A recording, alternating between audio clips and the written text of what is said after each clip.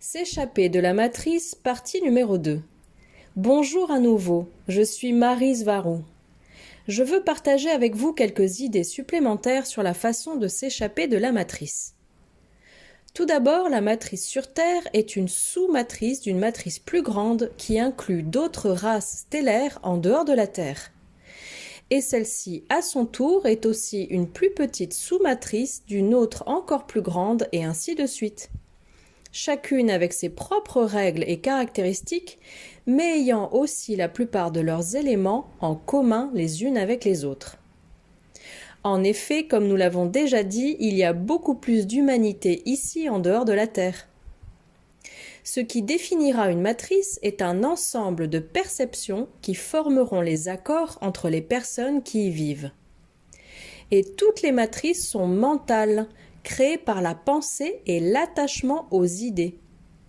Elles sont une création directe d'un ensemble de concepts limités soutenus par une conscience cosmique bien plus grande, si on peut le dire ainsi. Et ces concepts limités sont exprimés à travers les fragments holographiques de cette conscience.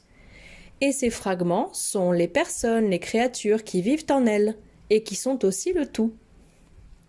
Ce que l'on appelle le corps physique n'est qu'une manifestation de l'intention de celui qui le possède et de cette plus grande conscience.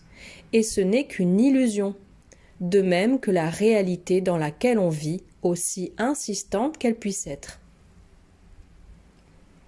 Mais qu'est-ce qui est réel de toute façon? À mon avis, l'expérience qu'une âme traverse est ce qui est réel. D'où le fait que la réalité devient quelque chose de spécifique pour chaque âme qui vit une expérience et non quelque chose de fixe et d'imposé de manière inflexible à ces âmes comme si c'était une chose extérieure à elles. Définissant une âme comme un ensemble de concepts basés sur la dualité fondamentale d'être quelque chose et pas autre chose, une idée et un attachement de cette plus grande conscience cosmique qui décide depuis quel point jusqu'à quel autre point elle sera une âme, quelqu'un. Et ces points pourraient inclure la mémoire, la conscience et les accords de perception que cette âme possède, ainsi que son expérience, ce qui n'est pas la même chose que la simple mémoire. Alors, pour t'échapper de la matrice, tu dois libérer ton esprit, comme c'est si bien exprimé dans le film The Matrix de 1999. Tu ne peux absolument rien considérer comme acquis ou comme allant de soi. Tu dois oublier tout ce que tu as appris comme étant une vérité absolue et réaliser qu'il n'y en a aucune. Tu dois partir d'un point de compréhension et de conscience que rien n'est réel, absolument rien, sauf toi-même qui es en train de vivre l'expérience. Même les autres personnes, depuis ton point de vue, sont pour toi ce que tu as interprété d'elles.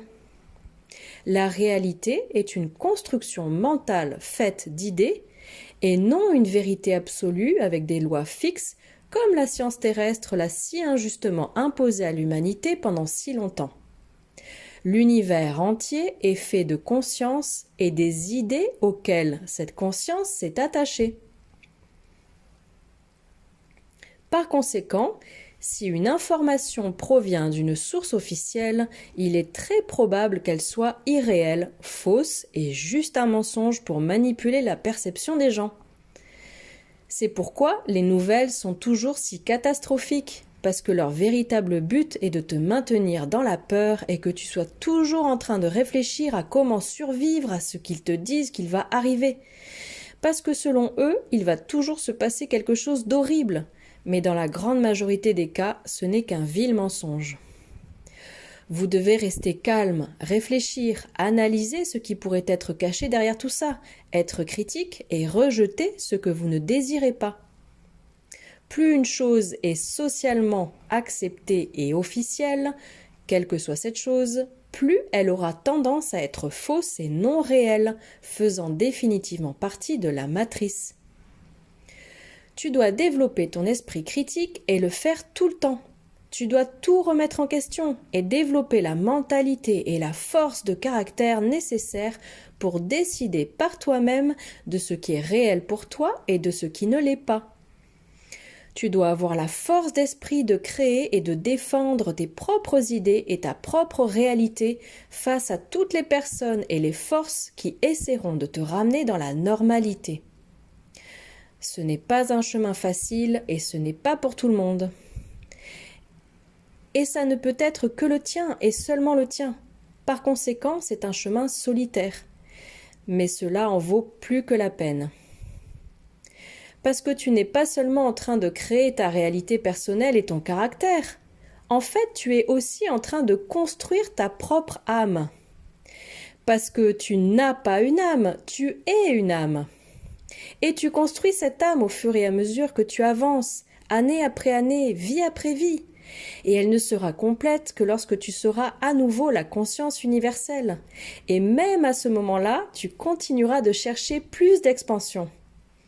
Et c'est exactement ce que tu fais maintenant dans ta vie actuelle, parce que tu étais déjà cette conscience universelle. Et devine quoi? Tu l'es toujours. Tu expérimentes cette vie présente dans le monde physique uniquement pour chercher plus d'expansion. Tu as créé ton propre corps afin d'expérimenter la limitation.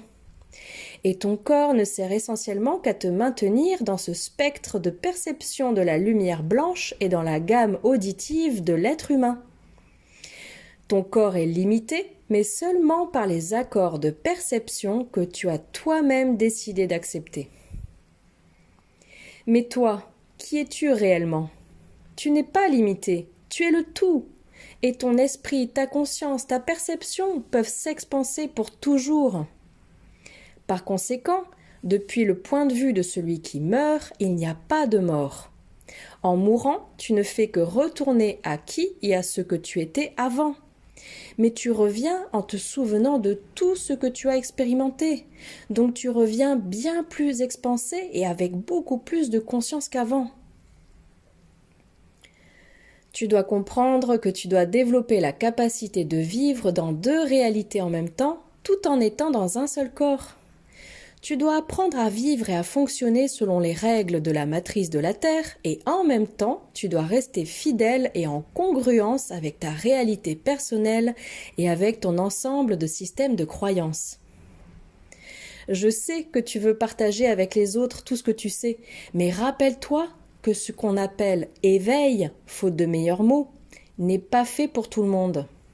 D'où le fait que s'échapper de la matrice est, ou peut-être, un cheminement solitaire.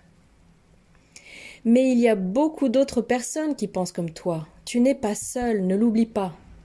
Choisis et valorise les amis qui partagent avec toi les mêmes idées. Mais ne suis personne et sois ton plus grand héros. Je t'envoie plein d'amour, avec quelques larmes dans les yeux pendant que j'écris ces mots. Prenez soin de vous, belle, sage et puissante graine d'étoile. Maryse Varou.